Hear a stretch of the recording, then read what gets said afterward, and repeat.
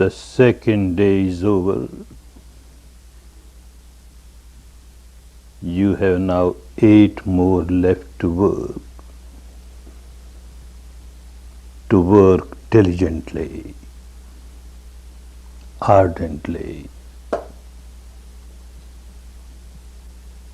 Second day,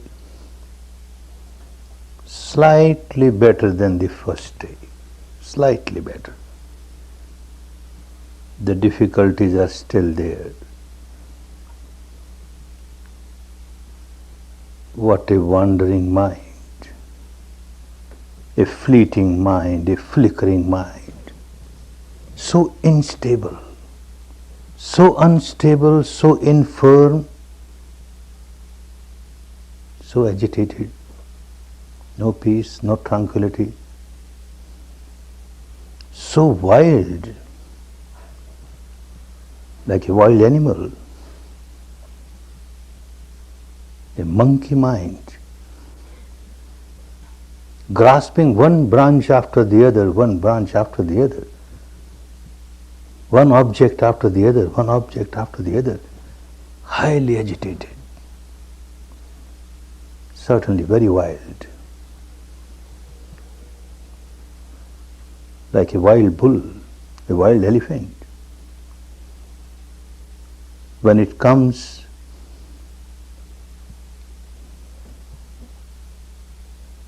in the midst of a human society, dwellings of human beings, it proves so dangerous. It creates havoc, so harmful.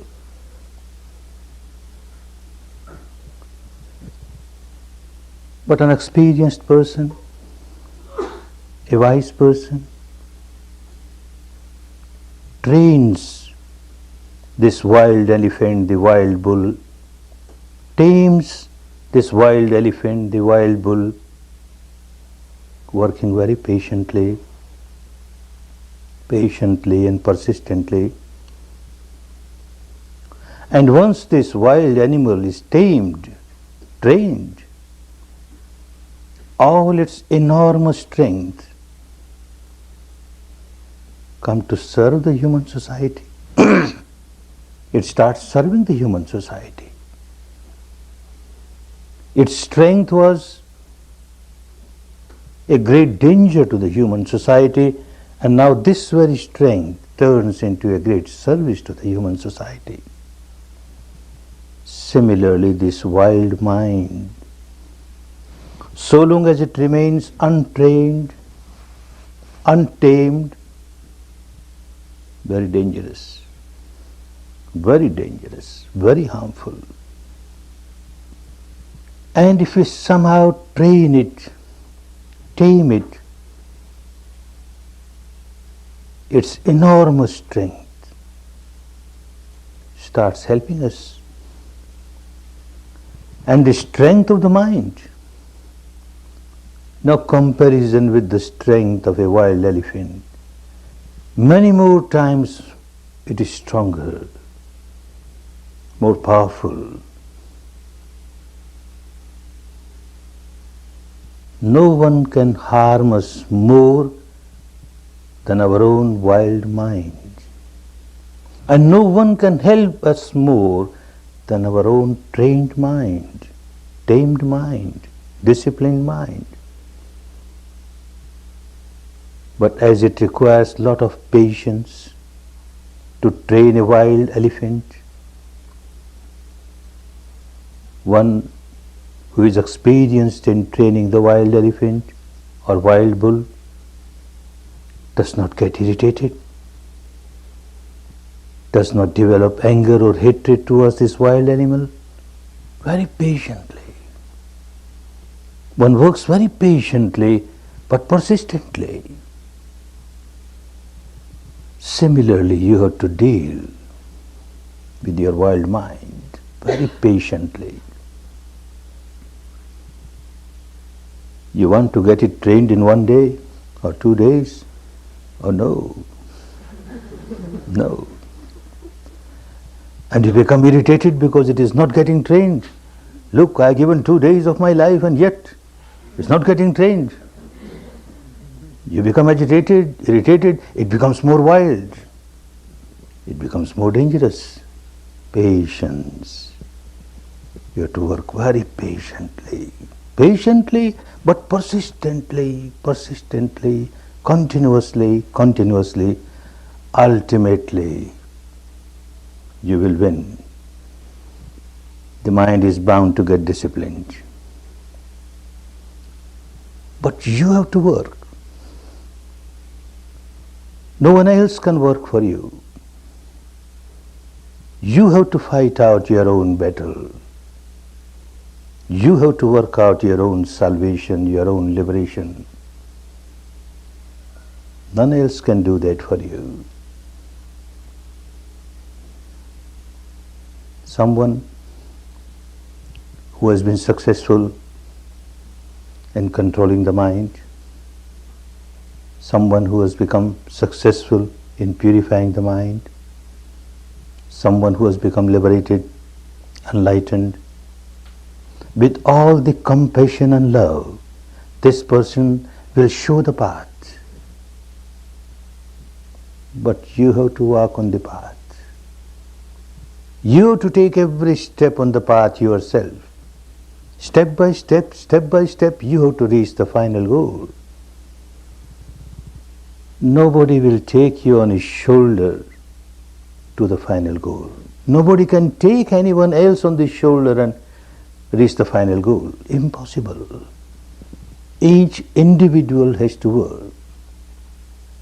Of course, when you start taking steps on the path of Dhamma, the path of liberation, the path of enlightenment, the law of nature is such. The universal law of nature is such that you get tuned up with the good vibrations of saintly people, good vibrations of Dhamma, and you get all the inspiration and the strength. You start getting so much support. I know it with my own personal experience. And also the experience of so many students. You will get support.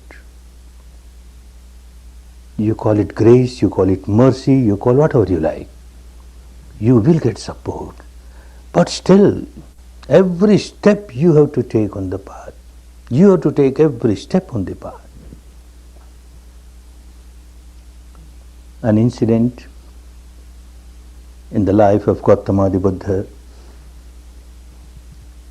At that time he was dwelling in a big meditation center in the city of Shravasti, capital of the state of Kosala.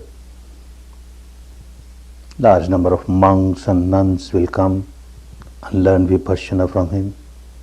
Large number of householders, men, women will come and learn this technique from him, get benefited. Someone who used to come only in these evening discourses but never practiced, he came one day little earlier when Buddha was alone, came to him, paid respect and said, "Sir, one question keeps on bothering me and I hesitate to ask you when there are so many people around. Now that you are alone, permit me to ask the question." "Oh, go ahead. There should not be any confusion in your mind so far as Dhamma is concerned. Go ahead." And he said, "Sir, I am coming here for a number of years. I understand what you teach. It is good.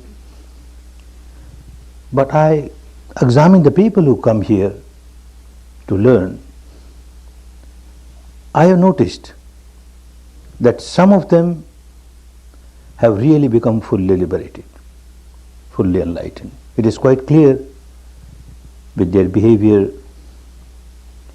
with their lifestyle, with their dealings with these people, situations. It's very clear they are liberated people. And quite a few are not fully liberated, and yet a big change has come in their life. I notice it. A big change for the better has come. But then, sir, there are people like me who change. We are as we were. My question is, sir, you are so powerful, you are so compassionate. Somebody coming to you, taking refuge in you. Why don't you use all your power and your compassion to liberate us? Why somebody remains unliberated or half liberated? Please, sir, this question bothers me. Buddha smiled. This is what he kept on teaching, but people do not want to understand. What can he do? So he explained. And his way of explanation was always different according to the caliber of the mind of the student who has come. At times he will answer by counter questioning. So in this case also, he started counter questioning. Hey, from where are you? Sir, I am from Shravasti, this city, the capital of Koshala. Oh, no. Your facial features say that you are not from this country. You are from some other state and you have come and settled down here. Oh, yes, sir, you are quite correct. Actually, I belong to Magadha, Rajgiri. I come and settled down here last few years. Good. Having come and settled down here, have you severed all relations with Rajgiri, with Magadha? You don't go there anymore? Oh no, sir, I keep going there. I still have my relatives there, I have my friends there, I have my business there. I keep going there. Every year I go many times to Rajgiri and come back. I say, you keep going from here to Rajgiri. So certainly you must be knowing very well the path from here to Rajgiri, because you have walked over the path so many times. Yes, sir, I know the path so well. Now tell me, having settled down in this part of the country, you must have made many friends. And out of these many friends, some have become very intimate to you, isn't it? Yes, sir, some have become very intimate. Those who are very intimate, they certainly should be knowing that you don't belong to this part, you are actually from Magad, from Rajgiri, and you have come and settled down here. And they also must be knowing that you keep going to Rajgiri and coming back every year so many times. Yes, sir. Then these people know that you know the path from here to Rajgiri very well. Yes, sir. Some of them must be asking you, how about this path? What kind of path? Do you keep it a top secret or you explain? What top secret, sir? I explain them very clearly. You start from here, from Shravasti, start moving eastwards, and you move this way, that way, you turn this way, that way, and you will reach Varanasi. And then you keep moving this way, that way, turn here, there, you will reach Gaya. And then you keep moving this, and you will reach Rajgiri. I explained the whole path very clearly. Very clearly. That means everyone to whom you have explained the path must have reached Rajgiri. How is that possible, sir? If someone has not walked on the path, how will he reach Rajgiri? Young man, this is what I keep on telling every day. People come to me, understanding very well that this is a person who is fully liberated. He has reached the final goal. He knows the path from here to the final goal. They come to me. They ask me what is the path. Why I keep it as a top secret? I explain them very clearly. This is how you walk, this is how you walk, and you will get this station, and you keep walking, and you will reach the final goal. Someone just listens and says sadhu, sadhu, sadhu, and bows down 3 times, but won't take a single step on the path. How will this person reach the goal? What can I do? I have shown the path. My job is done. Somebody has started taking steps on the path. Someone has taken just 1 step on the path. This person is 1 step nearer the goal. Someone has taken 100 steps on the path. This person is 100 steps nearer the goal. Someone has taken all the steps on the path, has reached the goal. Each individual has to take steps on the path. No one else can do that. No one else. If I am thirsty and someone else drinks water, my thirst will not get quenched. For quenching my thirst, I must drink water. If I am sick and someone else takes medicine, my sickness will not get cured. I have to take medicine myself. So simple, and yet we don't want to work. And we just expect some other supernatural power to be very kind, to do something for us. It doesn't work. Doesn't work. Each individual has to work out one's own salvation. Each individual has to take every step on the path. And he explains in his own words, the Pali, the language that he spoke, the language of India of those days. Tumme ke changayatapang akkhataro tathagata akkhataro tathagata tumme hi kichang atapang. You have to work diligently, ardently for your liberation. Someone who has become Tathagat, that means one has become liberated. The literal meaning Tathagat, one who has reached the final goal of ultimate truth, the eternal truth. One who has reached that goal will very compassionately point out to you the path. This is the path. Akkha taro. He will just point out, this is the path. Akkha taro tathagata. Everyone who has reached that goal will only point out the path. But each individual has to walk on the path. Each individual has to work out one's own salvation. If this is accepted, and earlier one accepts it, the better. One accepts that I have to walk on the path, every step I have to take to reach the final goal. Then the question comes, what is the path and how to walk over it? And he explained. He kept on explaining. This is what he did the whole life. Kept on explaining the path, the Dhamma. Dhamma means law. Dhamma means truth. Dhamma means nature. The law of nature, universal law of nature, which governs the entire universe, animate, inanimate, is never sectarian, universal. One has to understand what is this law, what is this nature. One has to understand that if I break the law, I get punished, then and there. If I live a life in line with the law, in accordance to the law, I start getting rewarded. I start moving towards the final goal of liberation. And this is the path. Someone came to him and asked him, sir, in few words, few simple words, tell me what is the path. I can't understand high philosophies and all that. And Buddha smiled. Dhamma is not for high philosophies. It is for people to practice. So they must understand what it is. If they don't understand and simply play intellectual game with it, it doesn't help.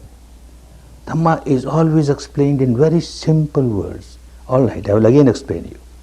And he explained in few words, again in his own words, in the language that he spoke in those days. Sabba papasaya karanam kusalasaya upasampada sacheta pariyudapanam etang buddhana sasanam. Etang Buddhana Sasanam. Sasanam is the teaching. Buddhana, all the Buddhas. This is the teaching of All the Buddhas, they never said this is my teaching. Buddha is not a name of somebody. Buddha means an enlightened person, a liberated person. His name was Gautama. And to become Buddha is not monopoly of only one person, not just only Gautama can become Buddha. Anyone can become Buddha. Of course, it is not that easy. You come for 10 days and become Buddha. No. Very hard work. Very hard work. Yet, doing hard work, there is every possibility of everyone becoming a fully enlightened person, becoming Buddha. And when someone becomes a Buddha, he will teach this and nothing else. This will be the teaching of every enlightened person. What is it? Sab papas akaranang. Akaranang, abstain. Sab, all. Papas, all sinful activities. Abstain from all sinful activities, unwholesome activities. And kusalasya upasampada. Perform wholesome actions, pious actions. Enter the field of piety, upasampada. Get ordained in piety, upasampada. And say chitte pariyudapanam. Keep on purifying your mind. Keep on purifying your mind. That's all. Abstain from unwholesome sinful actions. Perform wholesome pious actions. And keep on purifying your mind. The entire Dhamma in totality is contained in it. Nothing is missing. You won't have to add anything to this. That is why it is called Paripunnam, complete. It is complete. And you won't have to take out anything from it. There is not even a dot which is wrong, which has to be taken out. That is why called Parisuddham. So pure, ultra pure. Nothing to take out from it, nothing to add to it. This is Dhamma. Abstain from sinful action, perform pious action, purify the mind. Every religion worth the name will say the same thing. But then, when an enlightened person teaches Dhamma, he teaches a universal Dhamma. He will never teach sectarian. Universal Dhamma, eternal Dhamma. The law of nature is eternal. It was there so in the past, it is so present, it will be so in the future. And it is applicable to one and all. That is Dhamma.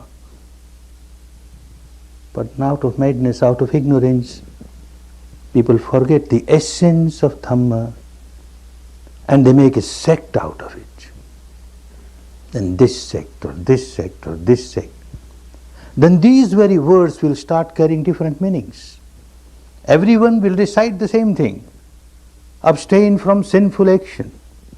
No religion will say you keep on performing sinful actions. Everyone will say the same thing. Perform wholesome action, pious action. Every religion, every tradition will say that. Purify your mind. Every religion, every tradition, everyone will say that. But yet, a big difference in the explanations. What is sin? And what is piety? When Dhamma turns into a sect, then that particular sect, the so-called religious people of that particular sect, the so-called pious people of this particular sect, they may be wearing this kind of robe or that kind of robe, maybe having this rosary or that rosary, maybe having this mark over the forehead or that mark over the forehead, this external appearance or that external appearance. Now people belonging to this particular sect will say those who have this kind of external appearance are pious people, others are not. Definition is given, a wrong definition is given. Another definition. Every sect, people belonging to that particular sect will perform this kind of rite or that kind of ritual, this religious ceremony or that religious ceremony. Every sect will have different rites, different rituals, different ceremonies. And those belonging to a particular sect will say, those who are performing these rites, these rituals, these ceremonies, oh, they are pious people. And those who do not, they are not pious, they are sinful. Another mad definition is given for sin and piety. One more definition is given, which is still more confusing. Every sect has some belief, some dogma, some philosophy. We believe in this philosophy, this dogma. Those who believe in this dogma, in this philosophy, are very pious people. Those who do not believe, they are not pious people. Such kind of definitions of sin and piety harm Dhamma. Dhamma is no more Dhamma. In Dhamma, the definition is universal, not sectarian. External appearances will differ from sect to sect, from person to person. Rites, rituals, ceremonies will differ from person to person, from sect to sect. A philosophical belief may differ from person to person, from sect to sect. But the definition of Dhamma cannot differ. It is universal and it is eternal. What is sin? What is unwholesome action? Any action, physical or vocal, any action that you perform and it harms and hurts other beings, it disturbs the peace and harmony of other beings, is a sinful action, is an unwholesome action. And what is a pious action? What is a wholesome action? Every action, physical or vocal, which supports, helps other beings in living a peaceful, harmonious atmosphere, which does not disturb their peace, their harmony, which does not harm them, does not hurt them, is a pious action, wholesome action. This definition is universal.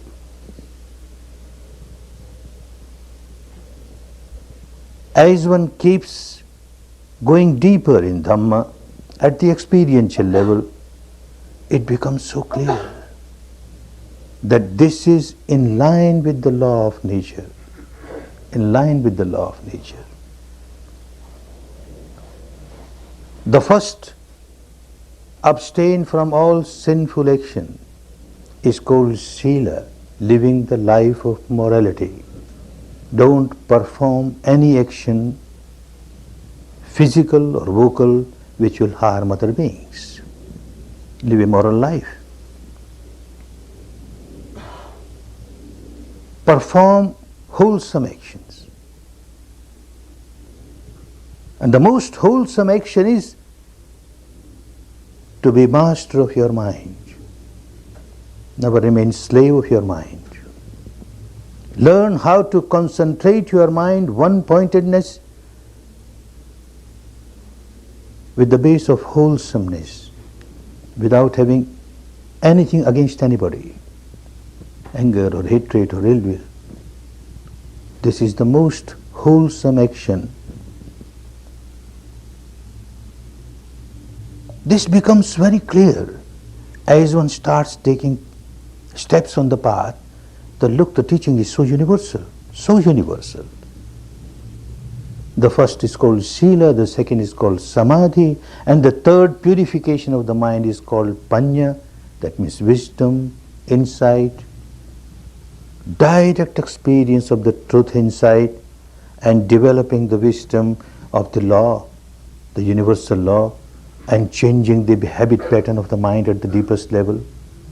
Now the first Sila, morality. Initially one starts understanding it merely at the intellectual level.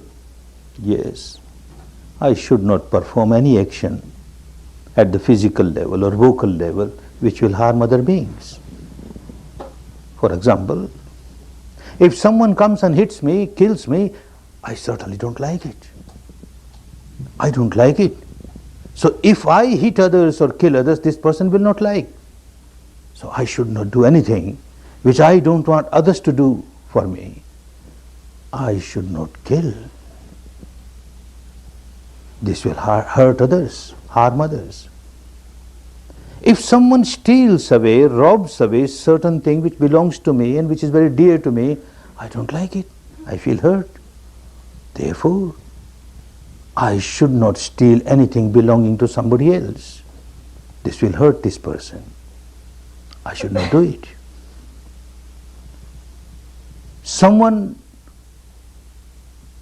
rapes or has sexual misconduct with a member of my family, I don't like it. I get hurt. Similarly, I should not do the same thing. Others will get hurt. Someone speaks lies and tries to deceive me, I don't like it. I should not speak lie and try to deceive others. Someone speaks harsh words that I don't like, I should not speak harsh words to others. They won't like it.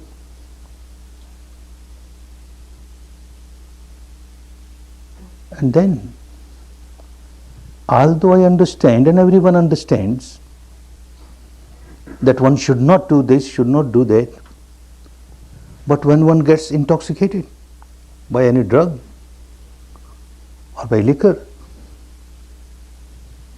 one is helpless.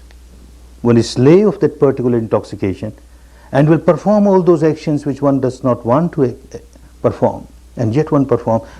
I should not take any kind of intoxicants. This is what one understands at the surface level of the mind, at the intellectual level of the mind. Again one starts understanding, again at little deeper level, but again at the intellectual level. A human being is a social being. He is to live in the society, live with the members of the family and others.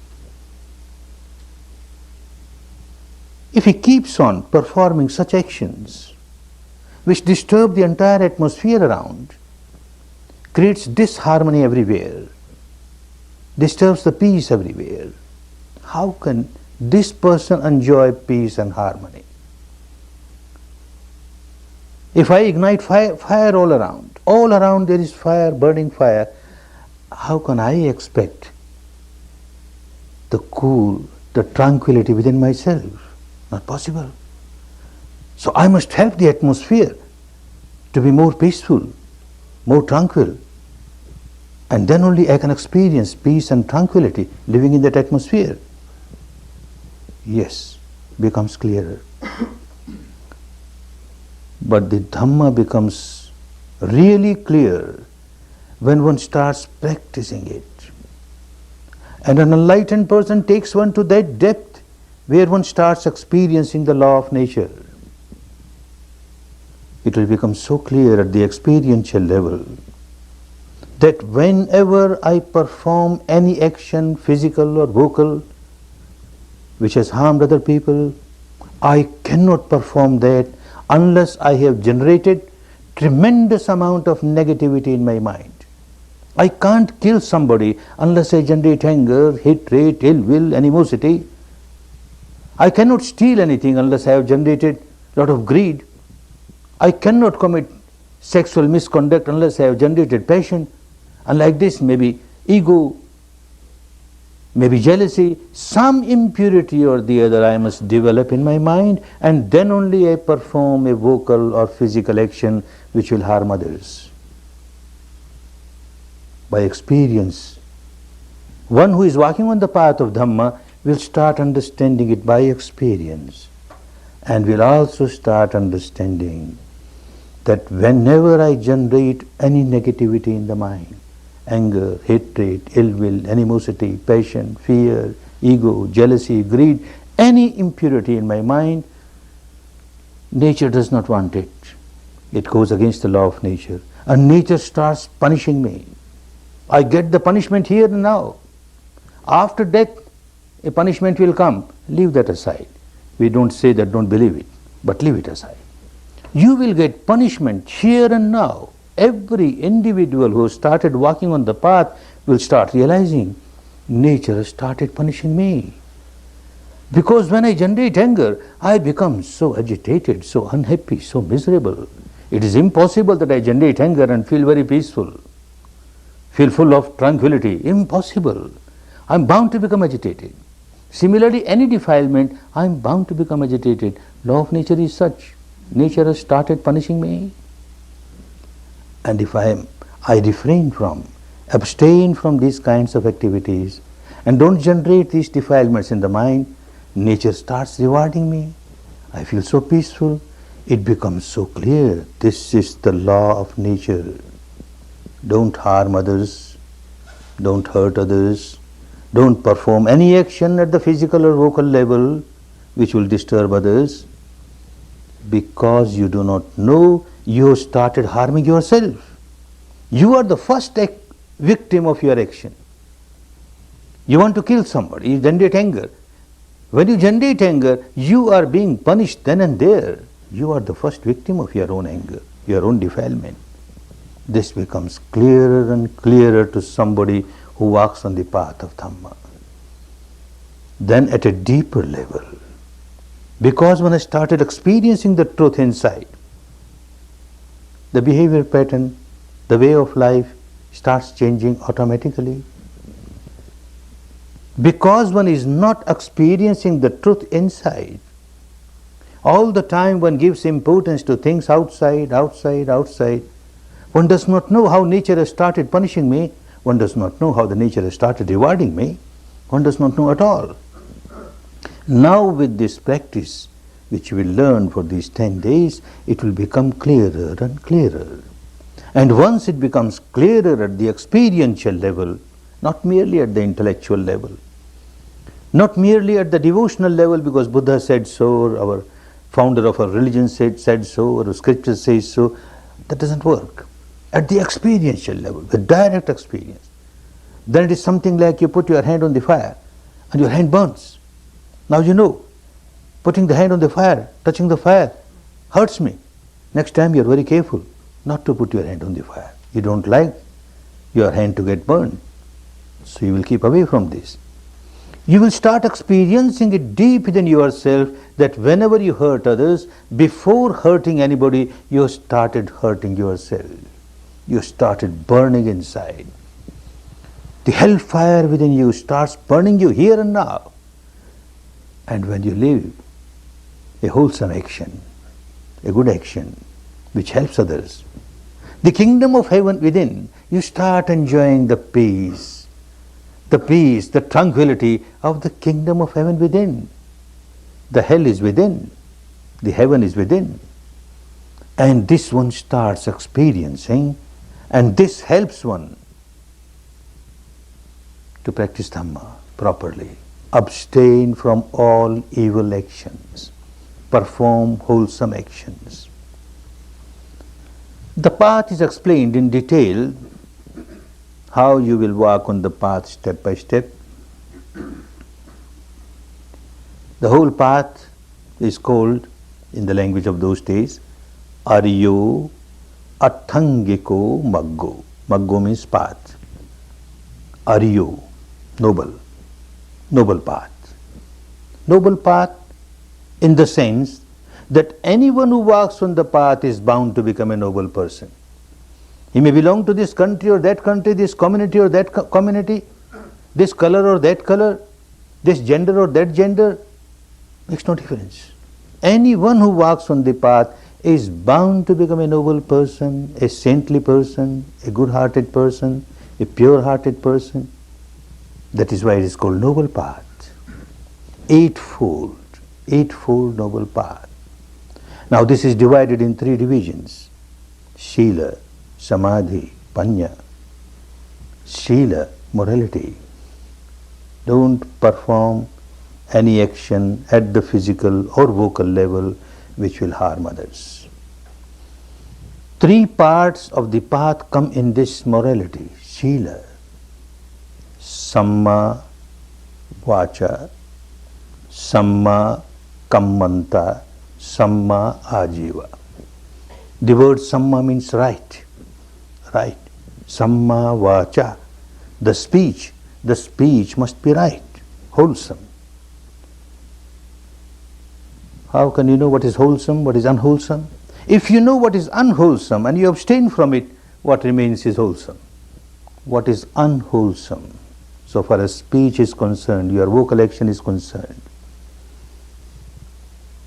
you abstain from speaking lies. This is unwholesome if you speak lies. You abstain from speaking harsh words which hurt others, does not help them in any way. Because if you do that, it is unwholesome.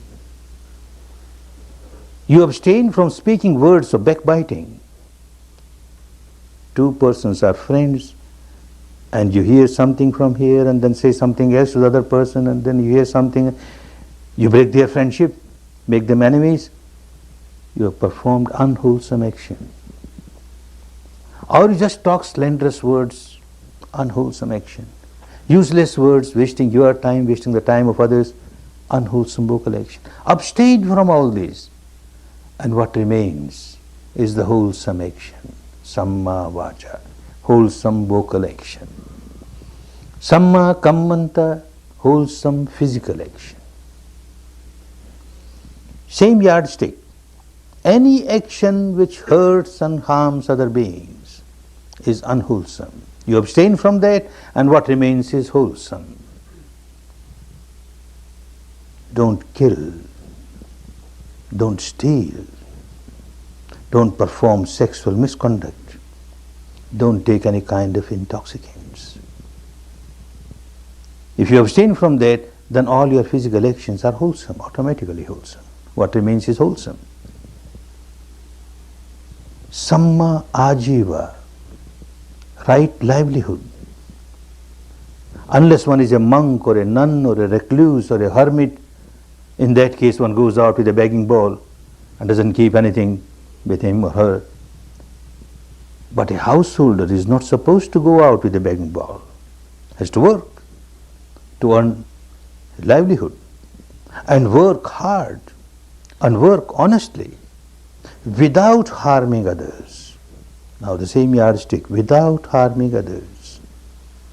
Your profession, your dealings must be such that yes, you get your remuneration from that, but it does not harm others. If you get lot of profits in your business and that business is harming others, it is not Samma Ajiva, not Samma Ajiva. If your means of livelihood is such which encourages other people to break Shila and live an immoral life and disturb the peace and harmony of others, it is not a Samma Ajiva, not a right livelihood. For example, someone starts doing business of arms, ammunitions, guns, bullets, bombs, atom bombs, hydrogen bombs, one gets a lot of money, good profit. But anyone who buys will use it for killing others.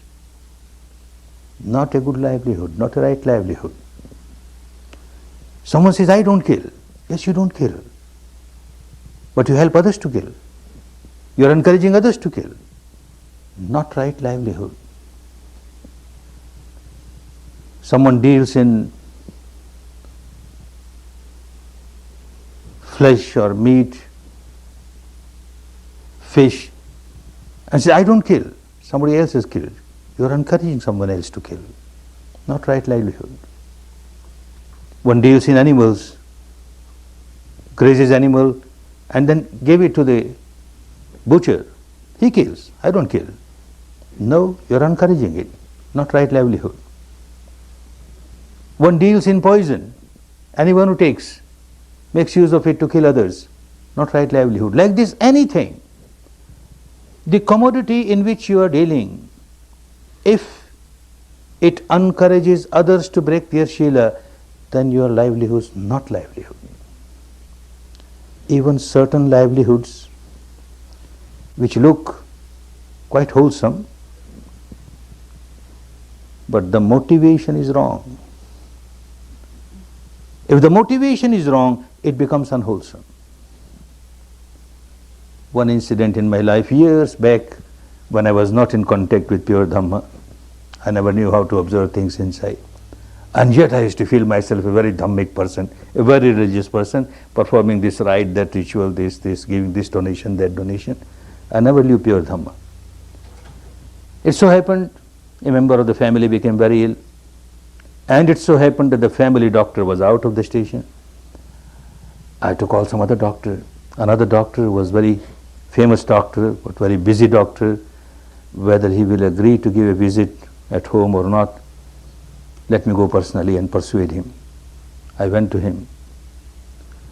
Usually there's a big crowd of patients. Now I find nobody, he was just alone. Of course I was happy that if he's alone, he will come. But out of curiosity I asked him, how is it, doctor? Every day there is a long queue of patients in your dispensary. Today nobody is there. With a very long and sad face he says, Goenka, this season, this part of the year, always there is some epidemic or the other. I don't know what happened this year. There is no epidemic. I felt so bad. What a noble profession, a doctor's profession, a physician's profession, to serve others, to come out of illness. And look his motivation. He wants more and more epidemic to start. Not that all doctors are like that. We shouldn't condemn every doctor. But that was the case. And I felt very bad. But at that time I never knew how to observe the reality inside. So long as one does not know how to observe the reality inside, one keeps on finding fault with others. Look, so-and-so is so bad, so-and-so is so bad, so-and-so is so bad. When I started this technique, observing the truth inside, I found out I'm worse than the doctor. I come from a business community, a business family, and we know the business people, mostly, the motivation, they have got their own vocabulary. Suppose there is war or famine, consumer goods are scarce, prices start shooting up.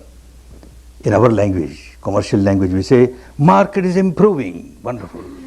Market is improving. We get more price, more profit. Whatever stock we have got will bring more profit. Market is improving. No more famine, no more war.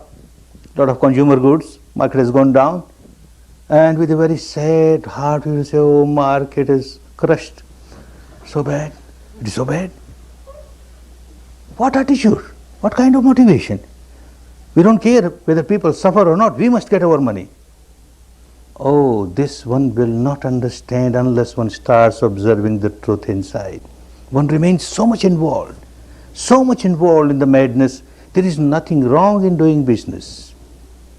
One has to earn money reasonably, without harming others. Provided one keeps on understanding that I am playing the role, an important role to serve the community in this particular way. One may be in any profession, but if one keeps on thinking that by this profession I am serving the society and in return I get my remuneration from the society, then serving the society becomes more important. Remuneration will certainly come, nothing wrong. A businessman buys from the manufacturer and distributes to the consumer, nothing wrong in that. Every consumer cannot run to the manufacturer to buy his requirements. There must be a middleman.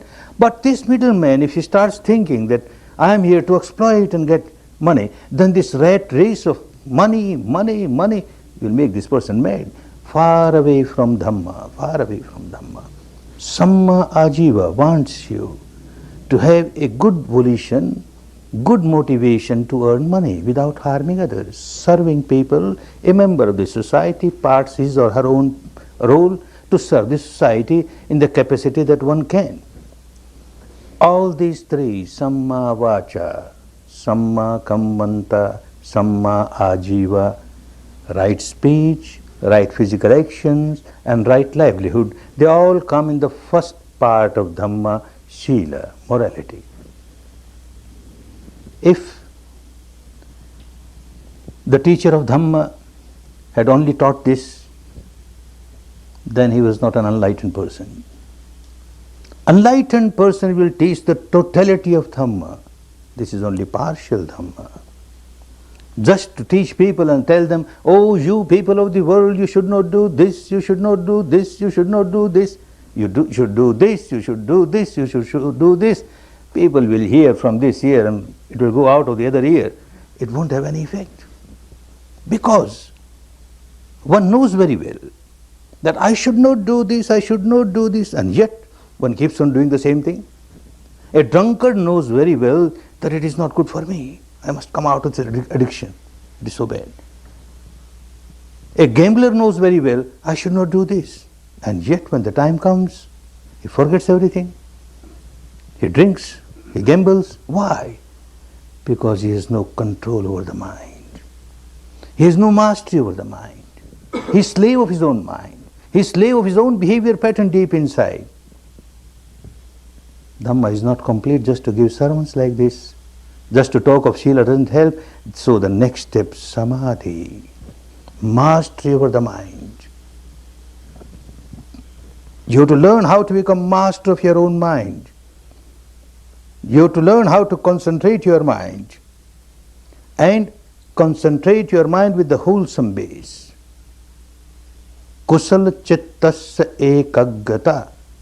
The concentration of mind with the base of purity. This is Samadhi. Another three parts of Dhamma come under this division of Samadhi. Samma Vayamo, Samma Sati, Samma Samadhi, Samma Vayamo. Right type of efforts, right type of exercises. You have to take some exercises. When your body is weak, when your body is sick, unhealthy, so weak that you can't take even few steps, you keep on dangling here, dangling there.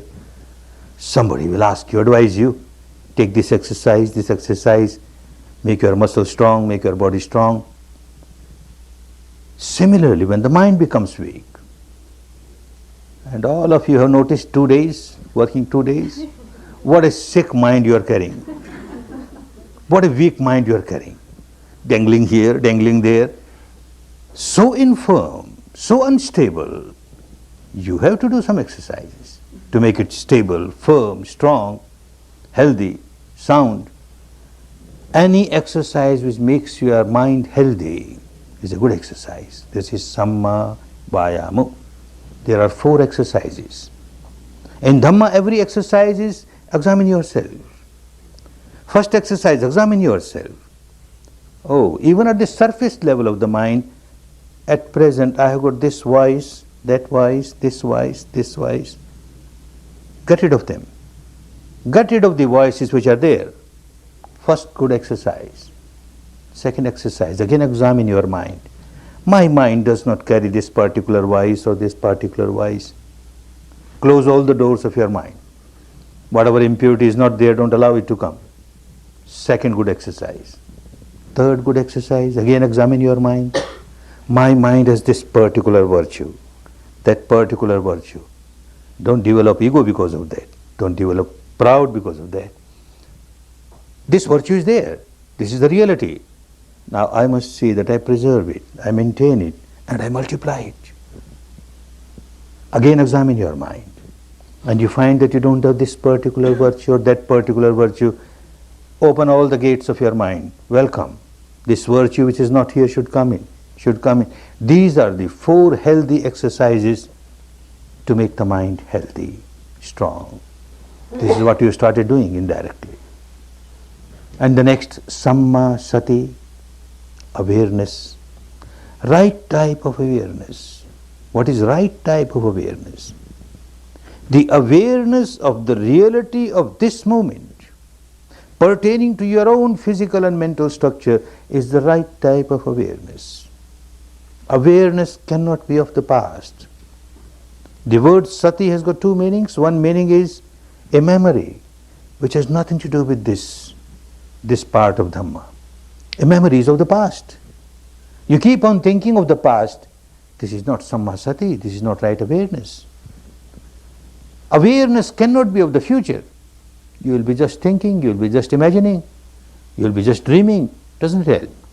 Awareness is real when you are with the awareness of the reality of this moment as it has manifested itself from moment to moment, from moment to moment. And this reality must be pertaining to your own being. This mind, this matter, the combination of the two. This is what you started doing. You started observing your breath coming in, going out, from moment to moment, as it is. If it is deep, it is deep. If it is shallow, it is shallow. If it passes through left nostril, right nostril, both the nostrils, just the reality as it is, as it is.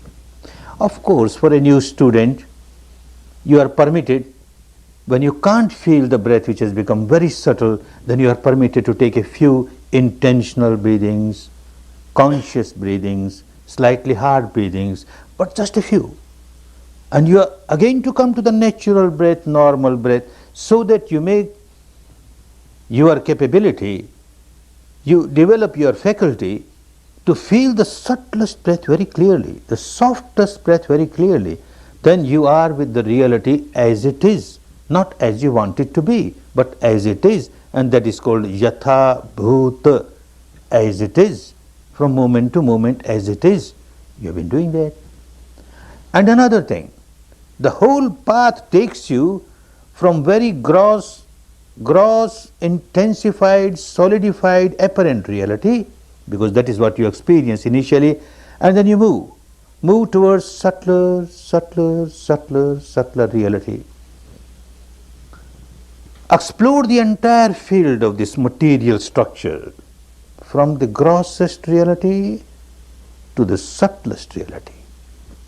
Explore the entire field of the mental structure, the mind and the mental contents, from the grossest reality, surface level, and then subtlest reality. In the language of those days, he said, Olariko, from Olariko to Sukhuma. Every step must be towards Sukhuma. Subtlety. You cross the entire field of subtlety of mind and matter, then you experience something which is beyond mind and matter. The entire field of mind and matter, you will notice, is a field where things arise, pass, some change is taking place. There is a constant flux, a constant flow going on. But when you cross this field, nothing arises, nothing passes. This is something, the eternal, ultimate truth, you can't imagine. On the path of Dhamma, nothing should be imagined. And nothing should be accepted because a Buddha said so, or because your teacher says so. You have to experience it. And that experience will make you a totally changed person. Experience of that ultimate truth, even for a few seconds, turns one into a saintly person, naturally. And the entire path, as you are moving from the gross reality towards the subtler, is a process of purification, and you will understand as you proceed further on the path. So one thing clear, that you are moving from the gross reality towards the subtle reality. But understand, you can't create subtle reality. You have to leave it to the Dhamma. You have to leave it to the nature. And nature will keep on working. So for you, whatever manifests itself, you are just aware of it. Initially, you have to take few hard breaths, and you are aware of it. Then naturally the breath becomes subtler and subtler, softer and softer, finer and finer. You are aware of it. Now, today, whole day, you are aware of the touch of the breath within this limited area. You have chosen a small area. The Buddha wanted us to work with the small area because smaller the area, the subtler the mind is bound to become. More sensitive the mind is bound to become. Now small area, tomorrow, day after tomorrow you will have still smaller area. Now you work on the triangular area. Within this triangular area, whole day you are working the touch of the breath, anywhere on the inner walls of the nostrils, touch of the breath, anywhere on the outer rings of the nostrils, touch of the breath, anywhere on the area below the nostrils, above the upper lip, touch of the breath. Now tonight and tomorrow whole day, you will experience something subtler than that. As this touch was there all the time, but you never cared to be aware of it because you never practiced.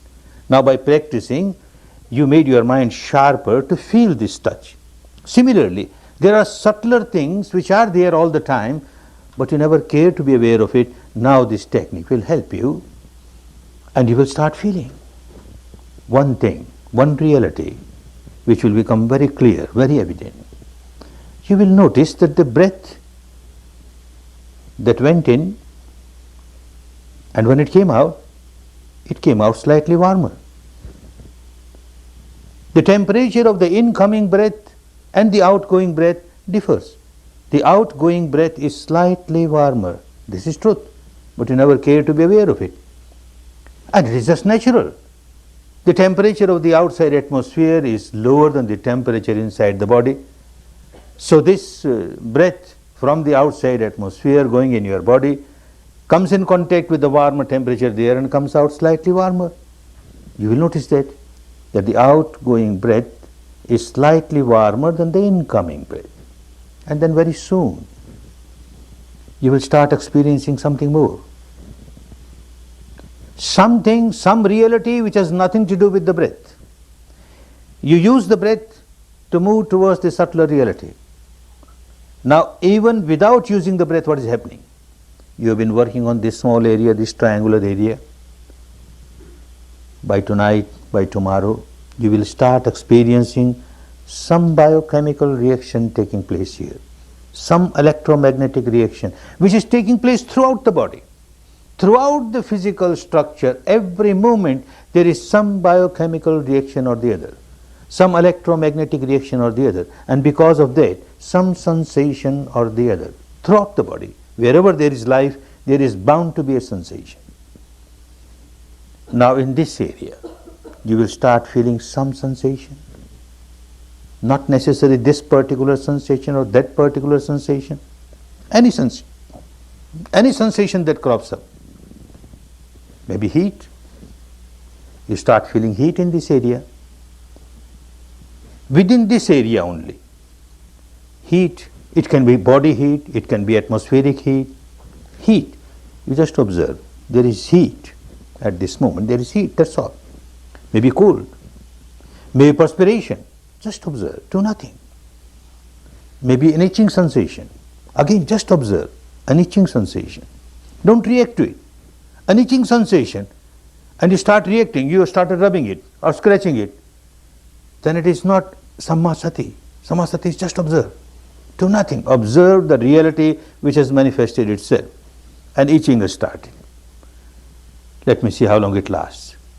It becomes stronger, stronger, stronger, but ultimately passes away. No itching is eternal. It is not going to stay forever. Let me see how long it lasts. Any sensation, not going to last forever. It arises, sooner or later passes away. It arises, sooner or later passes away. And you are just a silent witness of things that are happening. Maybe itching, maybe a ticklish sensation, at times maybe a prickling sensation, at times maybe a throbbing sensation, a pulsing sensation, maybe a sensation of lightness, maybe a sensation of heaviness, maybe pressure, maybe tension, maybe strain, maybe even pain, maybe a sensation of expansion, contraction, maybe a sensation of numbness, maybe a sensation of dryness, maybe a sensation of moisture, anything. You can't choose sensations. It's a choiceless observation. Let the nature play its own role. Let Dhamma play its own role. From moment to moment, whatever manifests itself, this is the reality of this moment, and your job is just to accept it and observe it, without reacting to it. Just observe, just observe, just observe. Don't look for something which is not there. Otherwise you will get lost. Whatever comes up there, you accept it and observe it.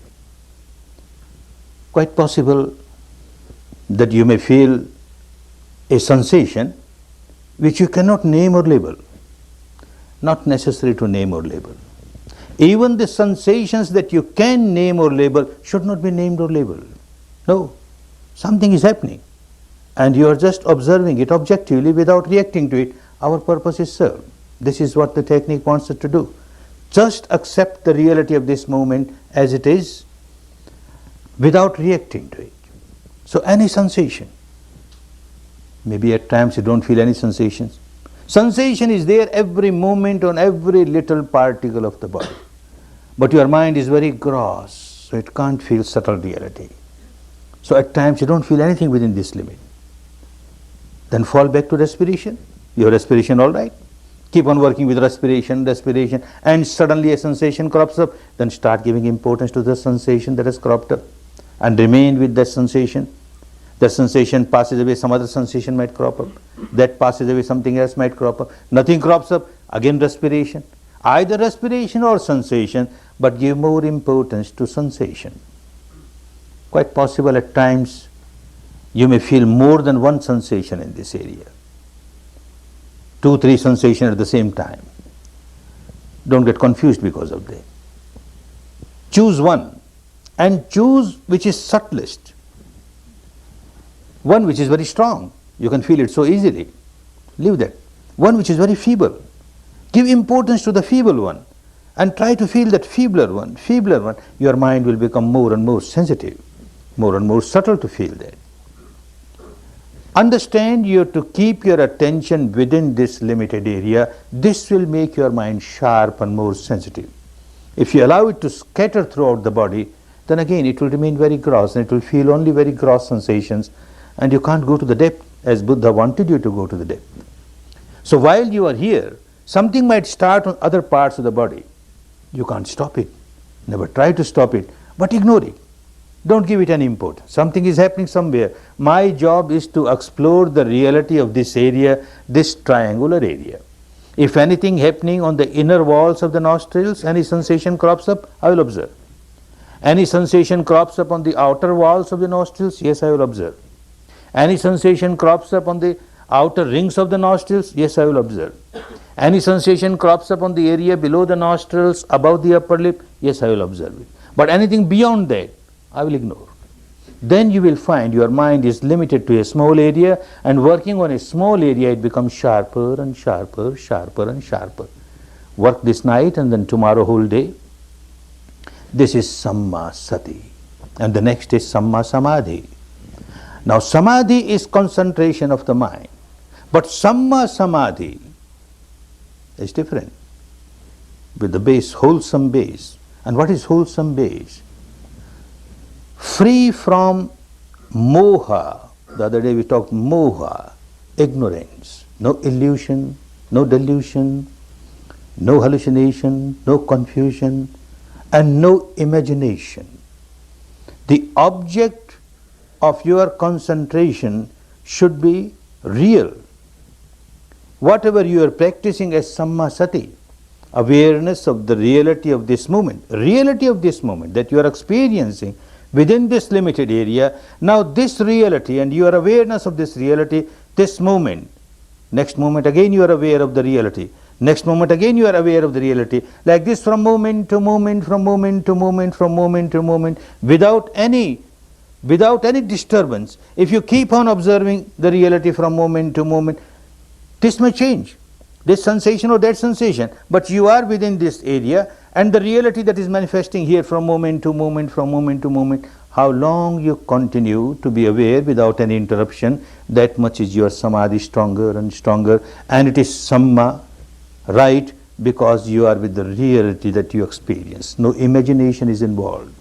A mind can get concentrated with an imaginary object, a shape or form of this god or that god, this goddess or that goddess, founder of this religion or that religion.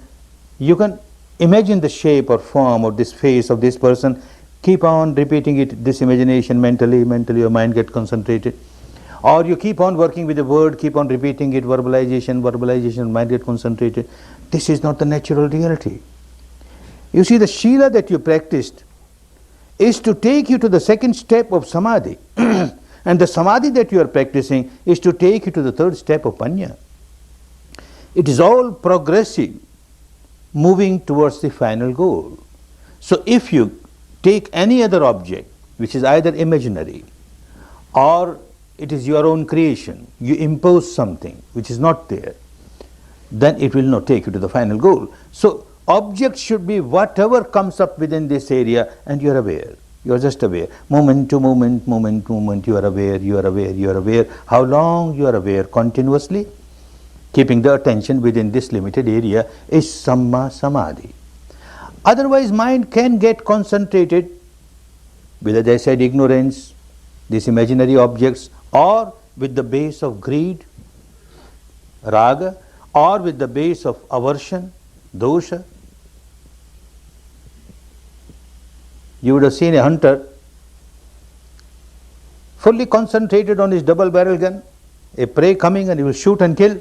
Concentration is there, but this is not Samma Samadhi. A cat standing near the mouse hole, fully concentrated. The mouse comes out and it jumps and devours it. Fully concentrated, not Samma Samadhi. Every unwholesome physical action or vocal action is done with some amount of Samadhi, concentration. Even a pickpocket picks your pocket. Mind is concentrated, very aware what he is doing or she is doing. This is not Samma Samadhi.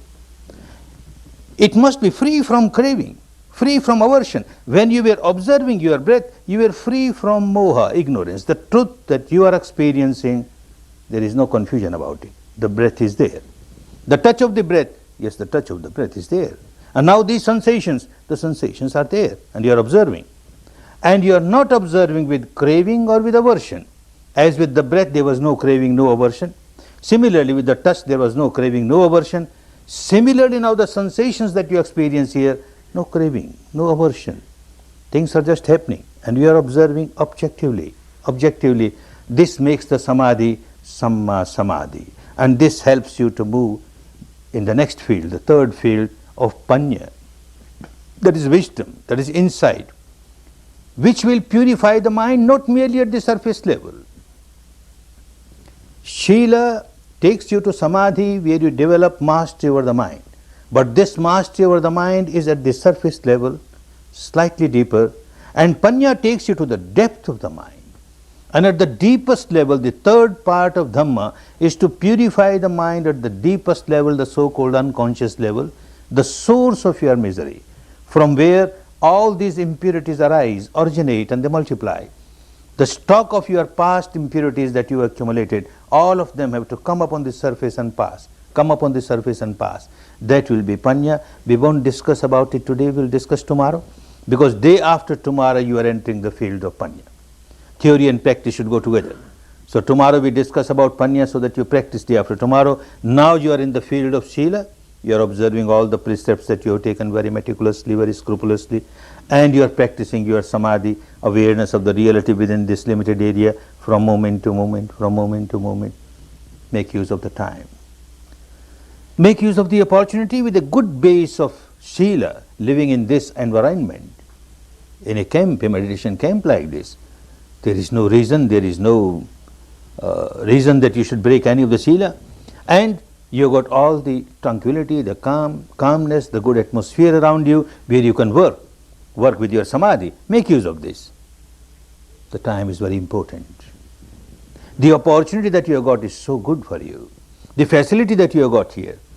And the wonderful Dhamma, the wonderful technique, the known sectarian universal technique. So rational, so scientific. Make use of it. Make use of it for your own good, for your own benefit, for your own liberation. Liberation from all the bondages, the shackles, the chains of ignorance, of craving, of aversion, and to come out of all the misery and enjoy real peace, real harmony, real happiness. May all of you enjoy real peace, real harmony, real happiness, real happiness. Bhavat